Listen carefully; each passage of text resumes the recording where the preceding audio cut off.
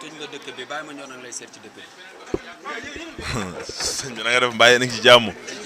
bonne heureuse année. amiin. waaw yàlla na yàlla dugal ci at mi bees mi ñu dugg ci bismillahi rahmaani rahim àggale ko alhamdulillahi rabbil alamin parce que loolu ñu ñaan yàlla képp ku ci am tolof tolof yàlla suturaal la mu deñ képp ku ci am tamit naqar yàlla suturaal mu deñ mbégte mi yokk bànneex bi année mi nekk 2020 boo xam ne vraiment moom la ñu gën a remarqué ci at yi yàlla mënu ko yàlla na ko yàlla def grand théâtre bi ñu àggale ko ci bismillahi rahmaani rahim àggale ko ci alhamdulilah yàlla mën na ko daal yàlla ko am nañ ci yaakaar parce que xale la boo xam ne vraiment neexut naqar wala bañ a àndal quoi comme ni ñu koy dama dégg wolof nag neexul la bañ a àndal parce que dafa yaru jox mag ñi cër respecté boppam respecté ñu respecté ay magam kon defe naa ni vraiment am nañ ci yaakaar wér wér wér.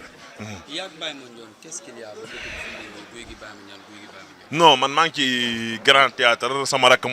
mooy def grand théâtre ma ñëw soutenir ko nekk ci ginnaawam di ñaan yàlla mu réussir jàmm salaam mais ay waxi Baye Mandione moom yaa loolu yaa derrière quoi mi suma derrière quoi. moo tax nag gis nañ la si ay statut gis nañ si lépp ñu lay laaj tey lan nga ko indil loo ko waaj. kan El Diaz non suma rakk la question boobu naa ci sawar yow moom dinaa sawar ci sa waaye kii naan ma salaamaaleykum Baye Mandione moom du am question bu neex parce que defe naa ni man maa ngi ci leneen El Diaz suma rakk la. kenn ku ne dégg na suma intervenir maanaam Abdou Midina bi may wax moom ñoo bokk ndey ak baay suma mag la amital mooy jabaru Abdou Midina ñoo ma yor États-Unis ba du ma sonn ku ci mel ñoom Laye Ndiaye Yambu Ndiaye ñoom Gambien ñoom Abdou Diouf ñoom Ndoye Thious ñoom ñëpp sumay xar lañ sumay nit lañ mu États-Unis damay jàppale surtout Laye Ndiaye ak Abdou Laye Ndiaye ak Yambu Ndiaye seen kër laa nekk 2012 ba tey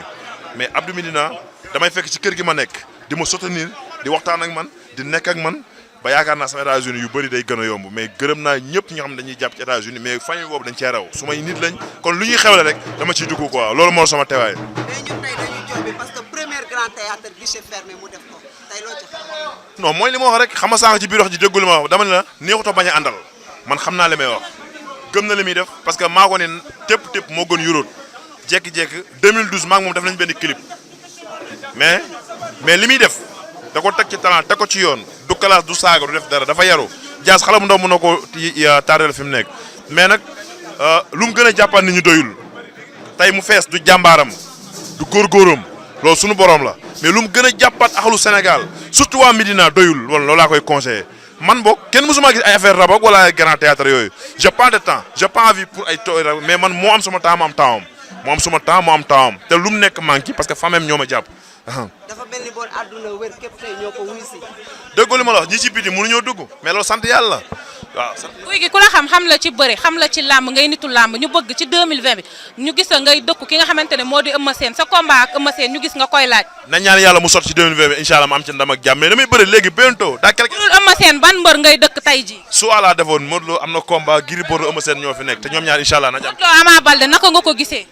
waaw que le maire gagne di moom combat bu neex mën na sauver lamb di ñaan yàlla lig ni ko la yàlla génne ko fa mu nekk nit ñi ak lamb jàpp ci combat bi am quoi que le maire gagne mais man incha allah suma combat maa ngi ci xam nga Modou Lo xam Ama Baldé bu baax tey ji ban jàngat nga ci am. Ama Baldé bëri nañ mais Modou Lo bëriwuma ak moom. waaw Ama Baldé mi nga bëreel nan nga ko jàngatee noo jàngatee combat boobu ci lu gaaw rek. waaw champion la ndaanaan la parce que Ama Baldé kuy bëreel moom du la xaar day dal sa kaw man noonu la def noonu la ma def Modou Lo bu ñu bëroon naax ci moom mais Ama Baldé day dal sa kaw ñëw pëtëmee la mais bu demee tamit après moom mooy xam ba xam la mu fay fekk Modou Lo tamit kenn nattamul ndaanaan la yaa di ñaan yàlla daal muy combat bu kër. Gouye Gui sa combat jafe lool mbëri dañ laa ragal wala lan la. ñemewuñ ma ñu gàttal ko ñemewuñ ma nag Diaz mi ngi war a génn ñemewuñ ma tey du affaire mbër après dañ ci laal ci kanam tuuti Gouye Gui ci scène bi maa ngi ci scène bi.